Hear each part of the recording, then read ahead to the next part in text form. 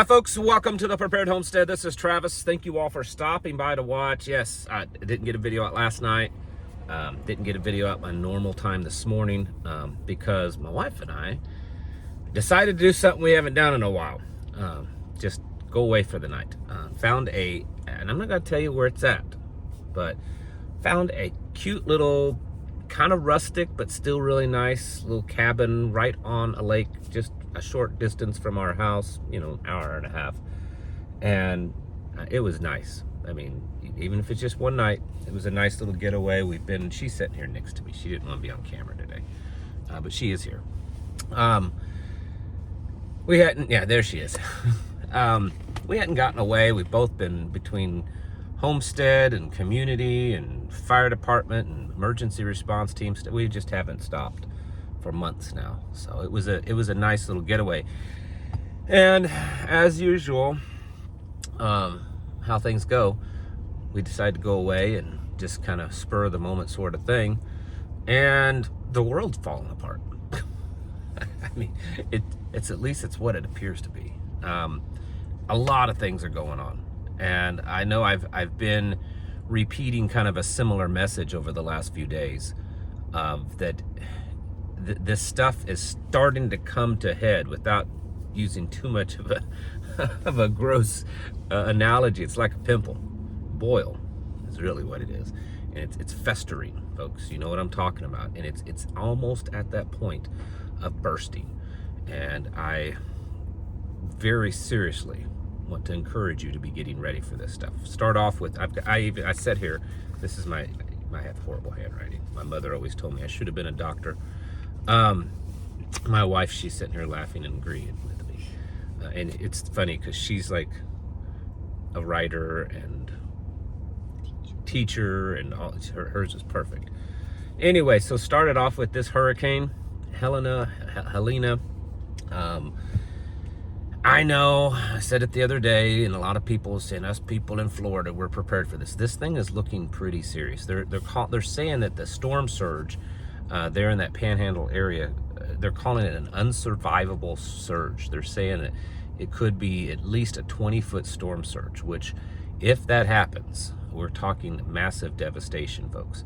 At least a category 4. It's going to be pretty serious. So if you live in that area, please get ready for it. In fact, I saw someone post a little picture, said, it's bad, and it showed a Waffle House in that area, and the Waffle House was boarded up. They said it's bad if the Waffle House is closed down. There's videos coming out over the last few days on the border. I've been sharing videos with you about these illegals crossing the border. They're now, and it's not so much that it's surprising, it's just there's now video evidence of it, where they're actually carrying drugged children across the border. Literally, they're drugged. You can see that the children are passed out, and they're carrying them across the border, smuggling them. This is the disgusting evilness that is happening in this country, and nothing's being done about it. It's just going on. And to think, we talk about the millions of illegals that's come into this country for, violent reasons, disease they're bringing in, or they're militant, from other countries. But how many children have been smuggled into this country? And not necessarily for good reasons. You might say, oh, well, at least they're coming here to a better life. Not really. That's not why they're drugging them and smuggling them in here, so they can have a better life. There's easy legal ways to get a child out of a bad situation into the United States. So that's not why they're doing that. Awful. What's going on around the world? World War III, it's like a big old boil festering, and it looks like it's just about ready to happen. The United States announced that we're sending another $8.7 billion weapons package to Ukraine. Zelensky was just here. And sure enough, he goes back, and we're sending $8.7 billion. But the big news, as much as that one stinks, is that Biden has approved long-range missiles for Ukraine.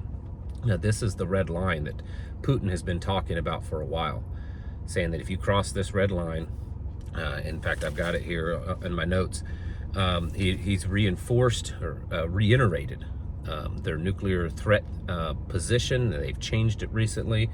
And he said that even if a non-nuclear attack comes into Russia from a non-nuclear country, if that non-nuclear country is being supported by a nuclear country, then they view it the threat from both of those nations, and that they will respond with nuclear weapons. So to break that down, if the United States gives high-powered long-range missiles to Ukraine, which it has now, or is doing, and authorizes them to use that against Russia deep inside of Russia, which they have now, then Russia will see that this attack isn't just coming from Ukraine, but it's coming from Ukraine and the United States, and that their policy is that they now have the rights to attack the United States also, not just Ukraine, but the United States also, with conventional and nuclear weapons. We were not at this place during the entire Cold War. This is a very different place than what we ever were in. And so that right there alone is significant.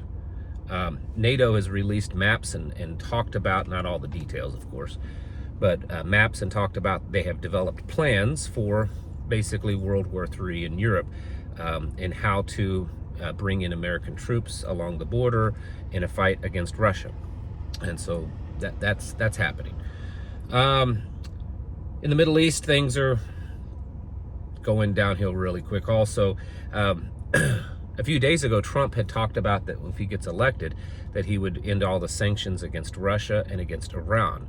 And then it came out in the news that, or at least the CIA, the American government intelligence community, was saying that, oh no, Iran is trying to assassinate Donald Trump, that they have plans and that they're going to try to take him out. And then, strangely enough, Donald Trump kind of switches his message, and the very next day states that when he's president, he will bomb every major city in Iran, and will blow the entire country to smithereens. Those were his exact words. Showing a very radical shift. Was it just simply because, he felt they were threatening him directly, that he actually believed the CIA report, or did someone get to him? Because it's he has always bragged about, and truthfully so, that he's the only president in a long time that did not start a war, and then all of a sudden now he's saying that if he gets to be president, he's going to destroy Iran. Speaking of the Middle East, missiles from Yemen and Lebanon have now been striking deep inside of Israel. The battle has been so intense now that the Iron Dome that Israel has always depended on to defend them is not being effective anymore, and sometimes I've run out of munitions because there's just so much coming in. So things are heating up there. Russia is in talks with the Houthis there in Yemen on providing them with anti-ship missile systems to attack American and cargo ships, American naval ships and cargo ships. The IDF stated that they are preparing and have prepared to invade Lebanon soon. They say that it's going to be way worse than anything that was seen in Hamas, in the Gaza Strip against Hamas, and that they are preparing. They're amassing their military, their plans are put into place, and Netanyahu yesterday ordered a full force fight against Hezbollah. And apparently there was some attempt at negotiations or ceasefire negotiations between the United States and Israel and Hezbollah.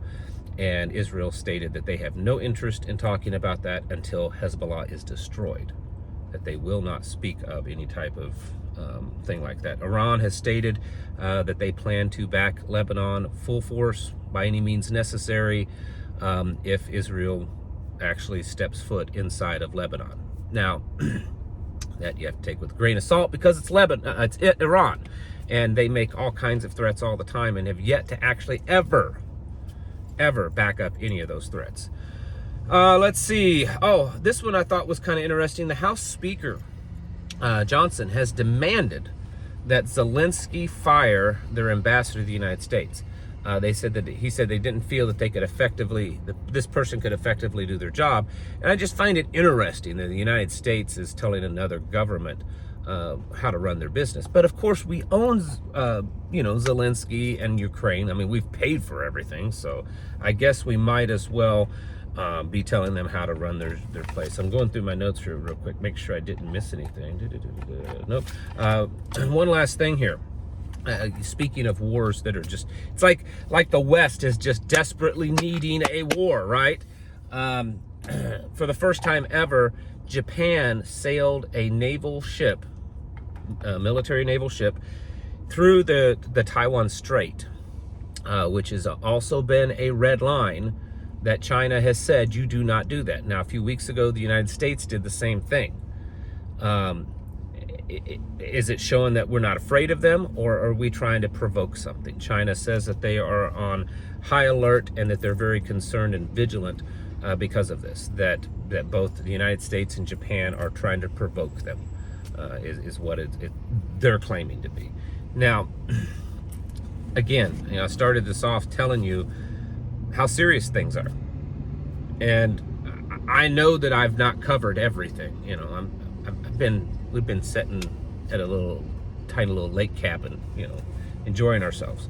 So I haven't had the time to dig into everything, but I can tell you this: these things that I've mentioned, them alone, are extremely serious.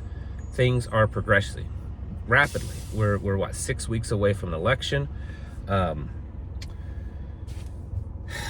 You know that they have to come up with some level of distraction if Trump gets taken out, or if a nuclear missile hits some type of, it doesn't even have to hit inside the United States. It can hit any kind of U.S. territory or some type of direct confrontational attack. It would not take much to justify martial law, to justify a pause of the elections, all this kind of stuff. We're that close, folks. I'm almost 47, and I don't believe that the United States has ever been this close to World War III in my time. And I did grow up through the latter part of the Cold War, and I'm a pretty good student of history, and I don't think that we've ever really been this close. Even the Cuban Missile Crisis, as bad as that was, because this is everywhere. I mean, this is the Middle East, this is Europe, this is South Asia, everywhere. It's just about ready to pop off. And the big difference is that during that Cold War and Cuban Missile Crisis time period, the United States, at least on the surface, was attempting to cool things off, was attempting to negotiate peace, was attempting to de-arm and de-escalate things. We're not. We're sending $8.7 billion in weapons, authorizing long-range missiles, provoking things in the Middle East and in South Asia with China. I mean, the lingo, the language, the things that are being said, nothing is peacefully related, related to any kind of peace. It's always pushing it to the next level. And I think probably the strategy, assuming, and we know this is not the case, but let's just assume for the moment that, everything we see in the news and stuff is what it is to be, what they claim to be. I think the strategy is to push China, Russia, and Iran and all of their people into a corner, and either get them to choke or get them to attack. And I think that you and I are in a place of like, okay, but we're the ones that's going to catch the heat, right? So maybe they're hoping that they'll choke. Maybe they're hoping they're back down. But as of right now, that doesn't look like that's what's been going on.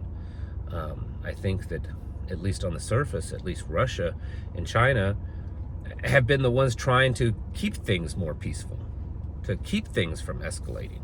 But at some point, they almost have to, or they're going to look very weak. And that's going to be a very dangerous time for us. Because America, honestly, I think, is in the most vulnerable position at all. Our economy, our currency, the fact that there's tens of millions of illegals and who knows how many violent ones in this country. You better get ready, folks. This is we're not playing around. You need to be vigilant. You need to be stocking up. You need to be going over your plans. You need to be having very serious conversations with the people that are close around you. because things are just at that point right now. It's time to get your houses in order and prepare mentally, physically, and spiritually. Thanks for watching, and I'll catch you in the next video.